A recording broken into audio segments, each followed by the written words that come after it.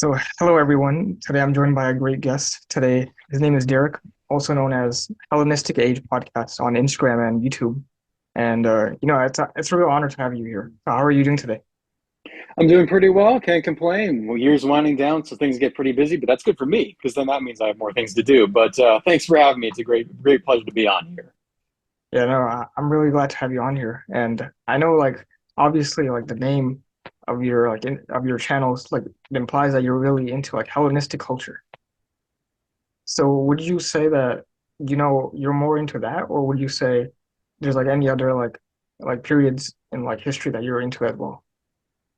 So, as the show title implies, I'm particularly focused on a specific set of history that goes from the death of Alexander the Great in 323 BC until the death of Cleopatra in roughly 30 BC as well. So, nearly 300 years after the fact. However, history to me is always fascinating, depending on how you present it. But primarily, I'm big into anything in the ancient world. So, stretching back from Sumer and Mesopotamia all the way down to maybe the period of late antiquity. So, anywhere ending in the time of Justinian and the rise of Islam, that's kind of where my bread and butter lies. But there's so many fascinating topics outside of that breadth that I just don't have enough time to go into. But I love hearing more about them, more about just something about it is just so exciting. But I have to limit my scope because 5,000 years is quite a long time in history if we're Yeah, looking at the grand scheme of yeah, things. yeah, no, that's for sure. So it's actually interesting that you're into like the other like Sumerians and Egyptians as well. Yeah. So I was obviously gonna like ask you like I guess we'll start off with the I guess the origin of like Hellenistic culture, arguably the Minoans. So are you like familiar with them? I'm familiar with them. The Bronze Age is something that I've wanted to get more into. Stuff, cultures like the Mycenaeans, the Hittites.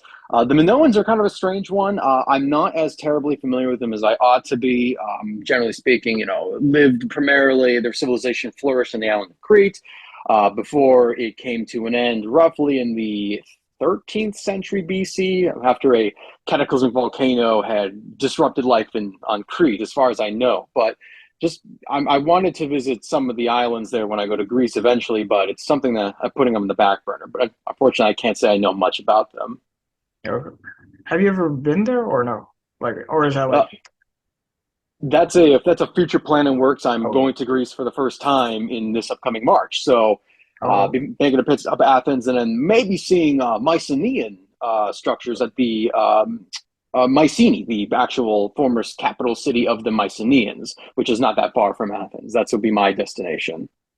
oh wow, that's actually pretty cool. I honestly want to go there as well, like to Greece and just explore the ancient Greek like ruins and stuff. And I was fortunate enough. I've been to like some museums where they do contain like I'm not I wouldn't know if they were original or not. Maybe they're replicas, maybe they're originals. But like it's honestly pretty cool. Yeah, it's always exciting to be able to go from the experience, kind of as a background here. I'm born and bred in the United States. I've lived in Canada, but I've never been to Europe until this past few months, actually. I went back in September to Rome. And going from seeing these things in the museum, which was a very rare luxury. I mean, Chicago Art Institute is a fantastic museum, but Oh, being able to transplant, pardon? you've been there as well. I have, yes. The Art Oh, Institute of Chicago. I've been to Rome, I've been to the Art Institute of Chicago, and seeing yourself actually in the ruins of where these people lived is an experience that most North Americans outside of very select areas can't really articulate properly. Where you have Mexico, you have the Aztec temples and the Mayan culture right there and then. yeah, Unless you live near monuments like Cahokia, you're not getting that until you actually go to Europe. Most United States history is very young, prior to indigenous peoples living there for thousands of years, but nothing as concrete as enormous temples and buildings. yeah, no, that's true. That is one thing that I do notice in America is that there really aren't like that many ruins that are like within like walking distance, I guess, that you can like see and like explore, Mm-hmm. you know. So obviously, like you know, after the Minoans, like we had the Mycenaeans, right? And then there's like the whole discovery of Troy and whatnot. And that's where like the whole like myth of Achilles comes in. Yeah, I mean, discovery, you almost want to say the destruction of Troy. There's a famous, I Yeah. mean, just famously discovered by Heinrich Schliemann in the late 19th century. Very much not a traditional archaeologist, but there's a famous anecdote by one of my professors about Schliemann. He did more destruction to the walls of Troy than 10 years of the Mycenaeans besieging it. So Troy is Wow. one of those places that you would love to go to because it's so prevalent in much of our mythology and history that I'm currently rereading the Iliad and Odyssey. So it's something to be there in person and to relive, even though it's very heavily passed down, even the mythology of this formerly destroyed multiple times over city that dominates our literature so much. Yeah, no, that's true. Fortunately, I had a cousin that actually did go to like the ruins of like where Troy was, and I believe that what he sent me back a picture of like the Trojan horse, which they obviously like not the original one, but they like had like they like basically rebuilt it in like in that image because obviously it was there, right? At least according to legend. So Yeah, I mean that's if the fact that I mean you get a lot of those areas where they do those recreations. I think some of them are interesting. I mean, we have no description of what the Trojan horse looks like outside of just it's a horse on wheels and wood. yeah, But I mean, again, seeing that in person would be definitely something I'd like to put down on my bucket list. yeah. So I was going to ask you, do you think that it was possible that Achilles was real or not? That's a great question. With the historicity of the Iliad, there's always the question of, is this some sort of legend that was passed down over generations until the time of Homer? And whether Homer was actually a real person or not, that's another debate. Let's just say that there are some details of the Iliad and Odyssey that would indicate that some sort of cultural memory has been passed down. We have examples of there's a description of Homer of I believe it's Agamemnon who possesses a boar tusk helmet, which is a helmet that has like little almost scales made of boar tusks, and they have found evidence of this in Mycenaean ruins, so indicating that there's a correlation there. At the same time, this is written about 600 or orally composed some 600 years later by probably a combination of authors. Was there an event that probably saw the destruction of Troy, or what was, at the time Troy? Possibly, probably. How much we can actually attribute the descriptions of the destruction, or rather the stories of the Iliad and what's describing a Homeric society is like, it's probably more so going to be descriptive of the Greek Dark Ages when the poetry was written, rather than anything linking properly to the Bronze Age. But the connections are there. So I think there is a nugget of truth. But how much there actually is, we really don't know. And Homer, unfortunately, himself, or whoever they are, is a complete mystery as well. So tragically, we'll never be able to truly find out. True. I mean, obviously, like I'm no historian, but one of my like personal theories is that um Achilles probably was real, but obviously the tale is just so exaggerated that like it's hard to like obviously you can't have like someone that's like indestructible. It was more so like what I feel like is that he was such a good warrior that that to see him like just fall, you know, was just like so impossible for the Greeks that they essentially had to like make a tale up for them to like say that, oh yeah, he fell because the whole river Styx story. Well, the implication of, to the Greeks themselves, and referring to mainly the classical and Dark Ages and beyond, there was no doubt that Achilles existed, at least to them. Many people claimed ancestry to Achilles, Alexander the Great being one of them, and there are those parallels that strive, and very much many, Achilles himself is not necessarily a model of virtue in terms of morality or a classical hero in the traditional sense, but very much so, if you're looking to be a warrior king and try to win your battles, then Achilles is the one to model yourself on. Yeah, it's interesting you mentioned Alexander the Great, and I was actually reading up on it, and there's like supposedly that he visited the grave of Achilles, and that he supposedly had like a shield of Achilles or an armor, I believe. Yeah, but one of the many examples of antiquity of these sightseeing tours where, Yeah, as we mentioned earlier, with the rediscovery of Troy, Troy did exist in antiquity, or at least the site which the Greeks and Romans recognized as Troy. It's unlikely that he actually found some sort of surviving Bronze Age armor, but that's what he believed, and that's exactly it held significant symbolic power.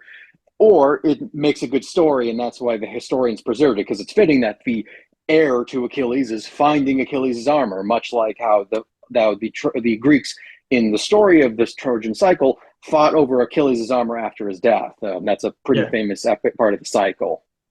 yeah, no, that's true. So obviously, I guess like moving to like ancient Greece itself is we had like the famous Greek states like Athens, Sparta, Thebes, of course, Macedonia, where Alexander the Great was from.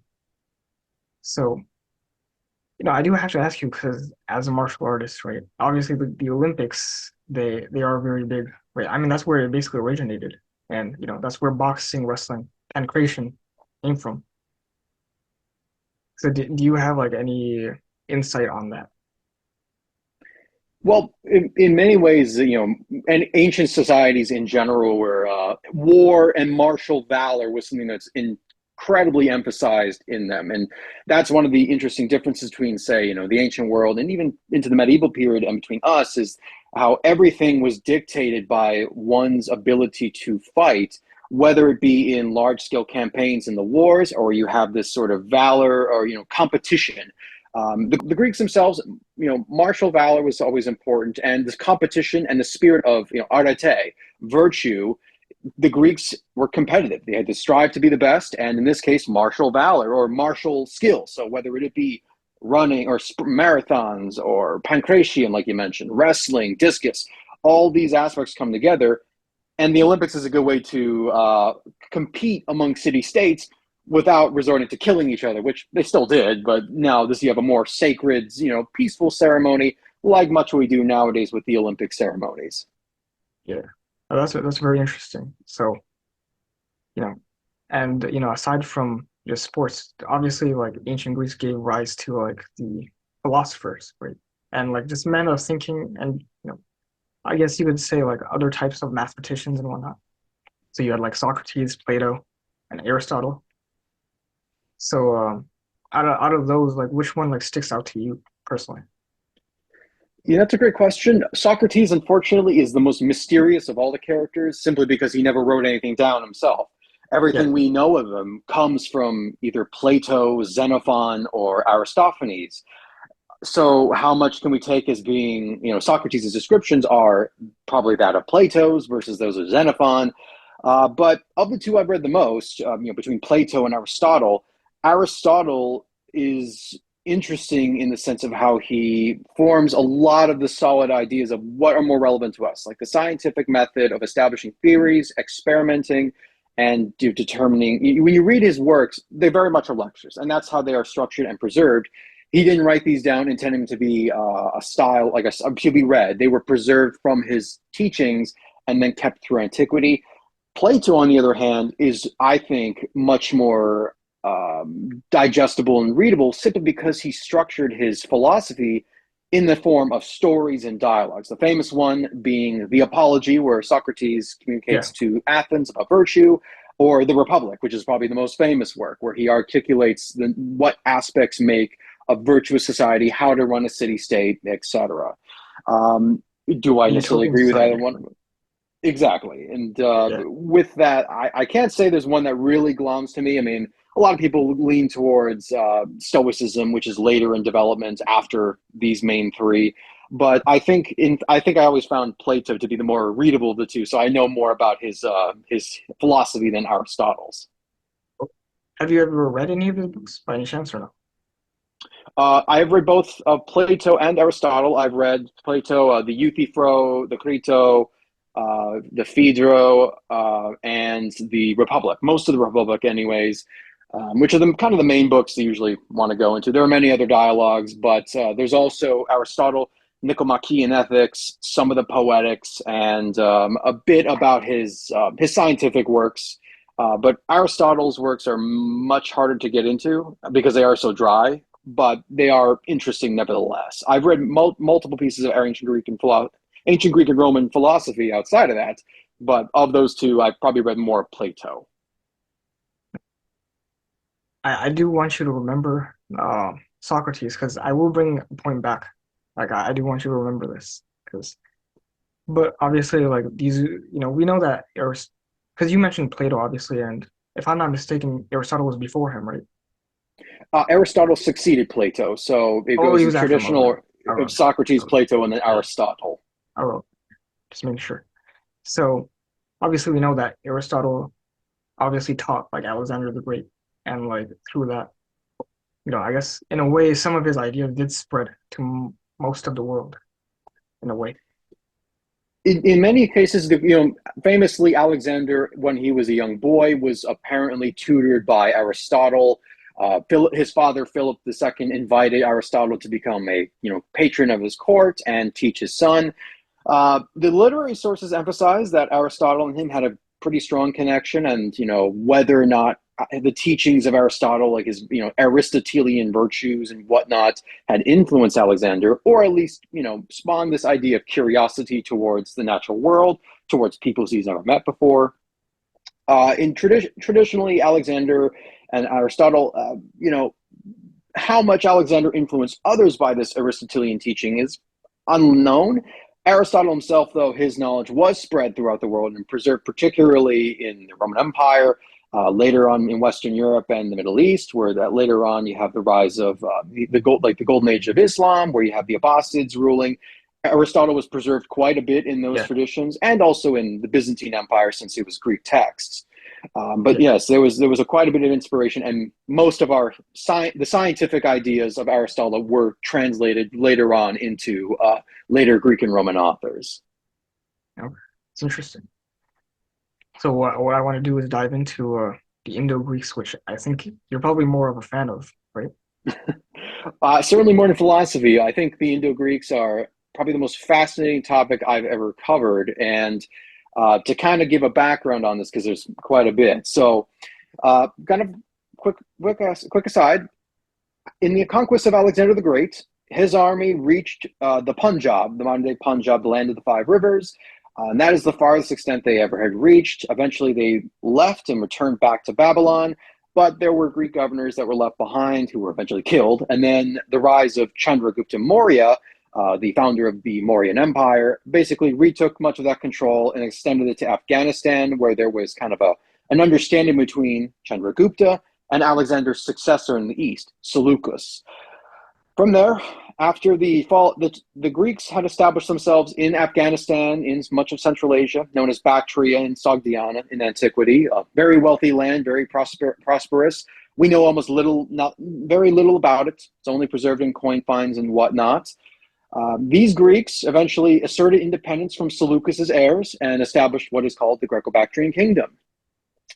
We don't know if they've ever fought Chandragupta, or rather the Mauryan Empire. It is very unlikely that they did. But by about 185 BC, after the fall of the Mauryan dynasty and the rise of the Shunga dynasty of Brihadratha, you have here Greco-Bactrian kings, namely Demetrius I.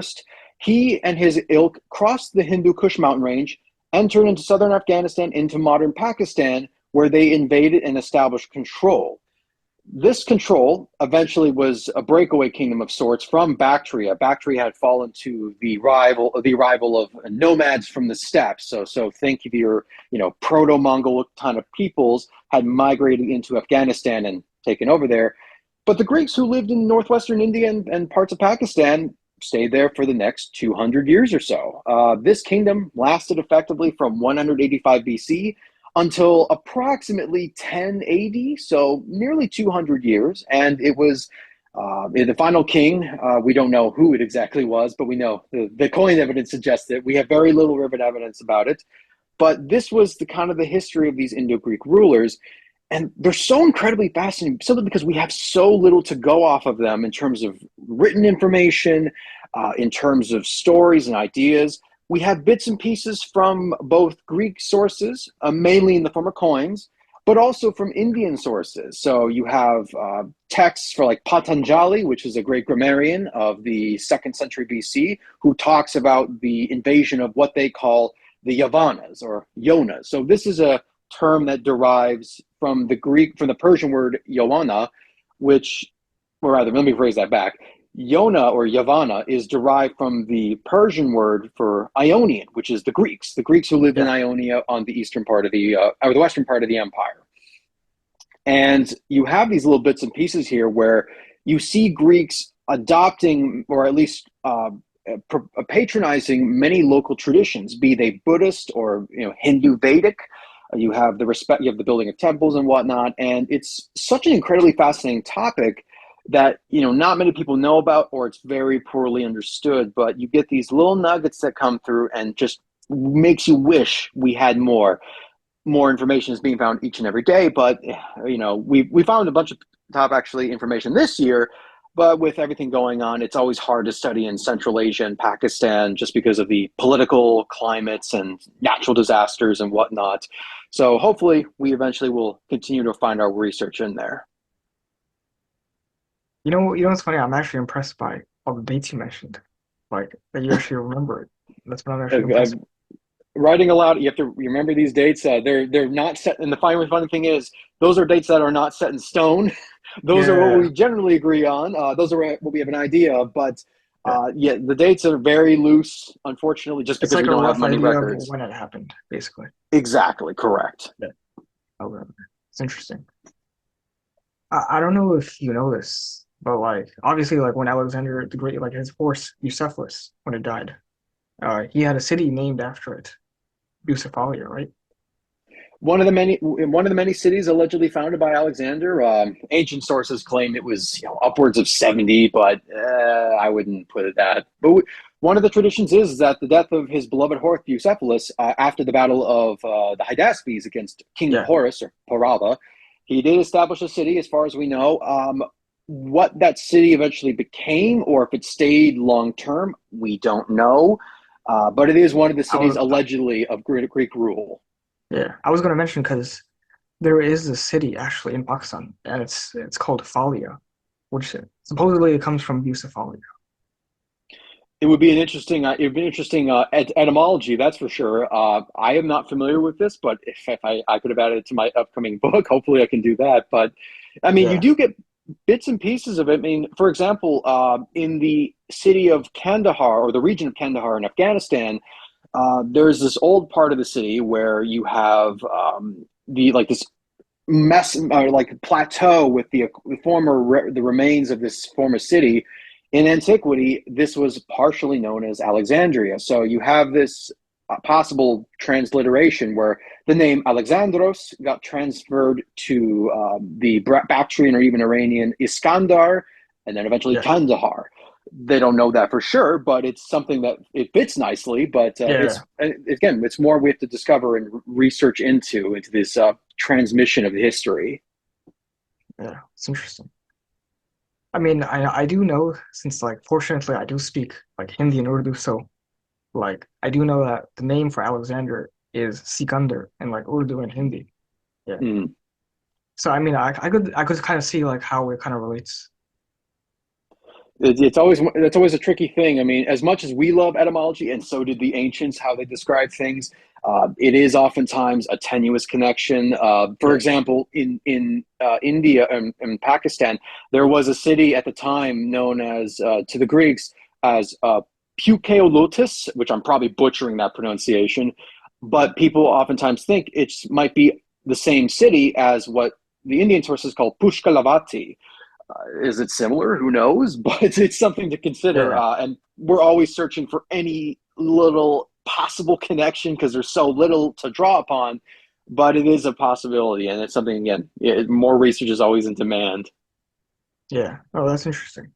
So I was gonna bring back the point to the Battle of Hydaspes and like that city of Phalia is what's interesting is that I found this out like recently is that in that like city apparently there's like a statue of like a horse and it's supposed to be attributed to Alexander the Great and like Bucephalus, which I found to be like very interesting. That like You know, there's like tribute even after like all these like years. yeah, no, that's always a interesting idea. I mean, at the same time, when you have these, oftentimes, I believe there's examples of modern Afghan peoples who will claim that they are the descendants of Yeah, Alexander's men, the Macedonians.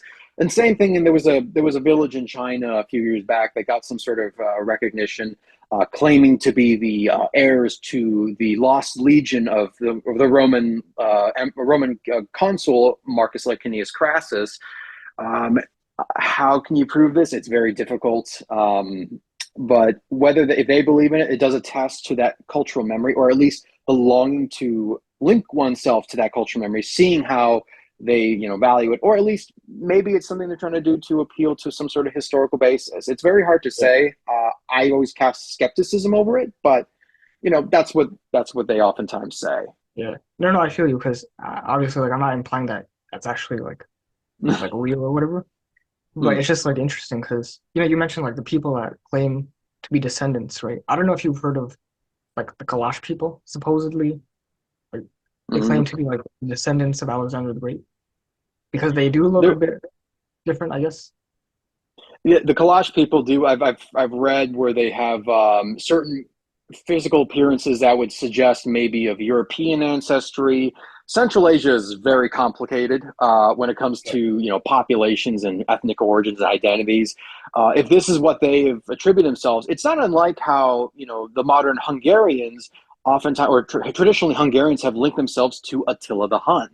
How similar they are in a in similarities, it's unclear, but always linking oneself to like a legendary hero or figure that's been repeated in history time Yeah. immemorial. So it is an interesting idea. It does sort of fit the area, but again, it's something you have to leave to skepticism. But hey, if there's any figure to draw from, Alexander and his army would be definitely one if you're trying to assert your valor or assert your martial ability.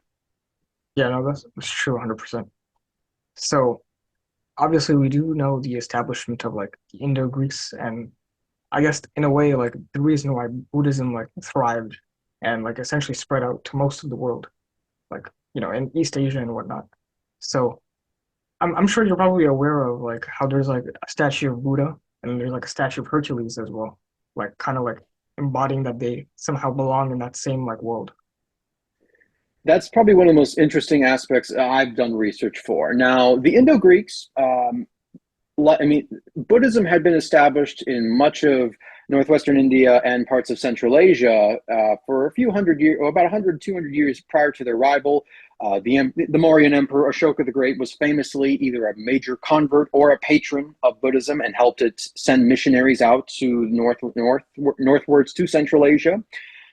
One of the consequences later on, so in about the second and late first to third centuries AD, so about 150, 200 years after the fall of the Greek or the Indo-Greeks, you have this flourishing artistic tradition that forms in the region known as Gandhara, which is parts of northwestern Pakistan and into southern Afghanistan.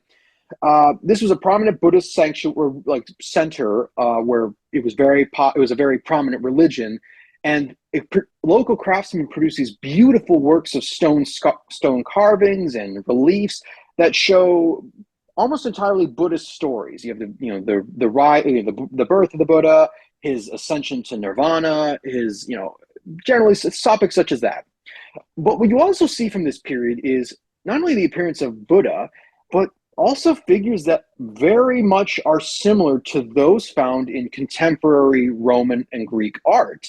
Like you mentioned previously, Heracles, the god Heracles, the club wielding demigod of strength. Yeah. Um, he is probably the most famous example of this because he does appear to is apparently in the art of these Gandharan artists alongside the Buddha. Um, the reason why you can sort of see this is because his muscular physique, bushy beard, a club, which is probably the most dead giveaway, and oftentimes a lion skin. These are all present in these Buddhist reliefs. Now, there needs to be a caveat on this because it's not necessarily that they believe that Heracles was with Buddha, and Heracles is clearly in this role, or at least the image of Heracles is being deployed as a protector image. So, in the context of Buddhist mythology, there is the Vajrapani, the one who wields the Vajra, which is a thunderbolt. In prior to this art, the Vajra looks like it looks like it's held in the middle of the hand and it's two large oblong ends. If you can easily see how this would eventually can be transformed into a club or a clubbing weapon, and Gandhara is where the Greeks ruled for quite a few hundred years. It is very possible that they drew inspiration from these memory of the god Heracles, who was very popular among the Greco-Bactrians. We have coins with Heracles on him. We have statues. We have this image of martial power of exemplified by Heracles. And if you're going to have someone protect the Buddha and fight demons and whatnot, then Heracles would be a good example to draw from. But this is not replicated in any other art prior to this. The connections are very much there. And eventually, this image of the club wielding Vajrapani Heracles is transmitted to East Asia. And you lose the Heraclean aspects, but some things still bleed through. And this is carried all the way to Japan. It's so fascinating. And there's so many other aspects of Gandharan art or Gandharan art that you see this connection between the two. Ultimately, kind of summing up my point, you have local Indian and South Asian craftsmen who are able to adopt and appropriate aspects of Greco-Roman and classical art and transform it into traditionally South Asian or Indian perspective by incorporating into the stories of the Buddha. They are taken from the Greek context and placed in a new one to create entirely something new. And it's so fascinating to see these in person. I've had the luxury of seeing these works of art, and you pointed out, and it's incredible to witness. Yeah, I think I was fortunate enough, as you mentioned, in the Chicago Museum. I think I might have seen it there actually. There's a couple pieces in the South Asian section. One famous example, it shows the Buddha and his entourage, and right behind them it's Heracles wielding a club and the bushy beard. It's unmistakable that it is that character. I would love to have been able to see some of these more fascinating statues. However, unfortunately, they're kind of dispersed all over the world, as it were. These were very popular for European colonial empires because they were so similar to Greek and Roman art that they thought, well, there must be a connection. It's Greek artists or it's Roman craftsmen or whatever it might be. Likely, it is the skill of these local Indian craftsmen, but they had such an affinity for this Greek and Roman tradition that they were willing to incorporate it into their own style. Interesting. Oh, you remember how I told you about, I was going to bring you back to Socrates. So, actually, funny enough, so, we obviously mentioned that, the Indians and the Greeks obviously had some form of like connection, I guess. And there was contact, obviously. But even like during the time of Socrates, there's supposedly like basically like someone from India comes and like he basically challenges some of Socrates' ideas. And this is like something I was reading, and I was just like, wow, like even like from back then, like before Alexander the Great, there was like a form of contact.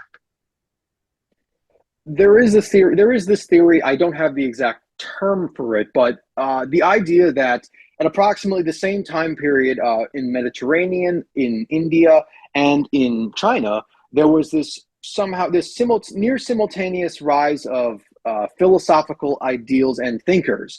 In Greece, you have Socrates, as you mentioned. In the West, or in India, you have the Buddha, for example, and in China, you have Confucius. There have been theories that's been posed that possibly the Greeks and the Indian art philosophers had influenced either one or another prior to this period. However, it's not generally accepted in the mainstream. But there is an interesting possibility that when Alexander and his entourage arrived, there was this exchange of ideas between both Greeks and Indian philosophers. For example, at the same time as Alexander, one of his companions was a man named Pyrrho of Elis. It is said, in at least in one tradition, he had spoken to a peoples called the Gymnosophists. This in Greek literally translates to naked wise men, and this is when he was in his time in India. When Pyrrho returned to the Mediterranean, he started preaching ideas that eventually became known as Pyrrhonian skepticism. The long and short of it is that many of his ideas and his teachings sound very much similar to the ideas expressed by Buddhists. And there's a theory that in his conversations with these Buddhists, Piro had somehow transported many of these ideas and re-articulated them in a Greek fashion into into the Greek fashion to introduce to the Greek world. And this eventually led to the development of certain other philosophical schools. But that's one possibility. As we mentioned as well, Greek stories have been transplanted to Buddhist contexts as well. And we know that for a fact, Greek philosophy to some extent was probably practiced at least we know for sure in Afghanistan. We have found papyrus fragments of philosophical texts that are otherwise unknown to us, which indicates they probably were writing them there. And it's very likely that they continued to do this practice when they moved to India instead. And probably the most famous example is the story known as the Milinda Panya. This translates roughly to this is a Pali text, which translates to the questions of King Milinda. And basically a story of how this Yona king named Milinda challenges the Buddhist sage Nagasena to essentially, articulate the views, why is Buddhism the right path rather. And then by the end of the story, after Nagasena talks about the teachings of the Buddha and convinces the king then converts to Buddhism and becomes a saint, Arahat. Now, what scholars have noticed is that Melinda is almost certainly the Indo-Greek king Menander, and older scholars believe that this dialogue was based on some sort of Greek original because it was so similar to Plato's like Socratic dialogues, where you have this back and forth where the king would pose a series of questions to this philosopher, or in this case Nagasena, and Nagasena would answer and articulate further and spur on more conversation. It's an interesting theory. The Indian philosophy has always had this back and forth structure. I mean, we call it Socratic dialogue, but really it's also spawned in other places outside of Greece. But it could be, and this was written a few hundred years after Menander's death. But at the same time, it does indicate that the Greeks and Indians are going with each other to some extent, and probably engaging in philosophical dialogues. We just unfortunately don't have much to go off of, and that's the sad part. Is where can we, if we can find more connecting the two, then fantastic. Otherwise, we just have these nuggets that hint at something greater, but nothing more we can go on to on that end. That's one of the great things about history, that there's always more to discover, because and it's just so mysterious that like one small thing can lead to another. And honestly, like I was really honored to have you on here. And yeah, I honestly we could talk about this like all day, like all this stuff. Oh, But believe like me, I could go on and on about it, but yeah, thank you so much yeah, for having me as well. yeah. No, I really appreciate it. And you know, I'd love to have you on as a guest again, like sometime in the future as well. So we can discuss this even more. But I recommend everyone to check out, the Hellenistic Age Podcast, and obviously like and subscribe to this channel, and check us out and hit that bell notification so that we can keep more content coming. And until next time, peace.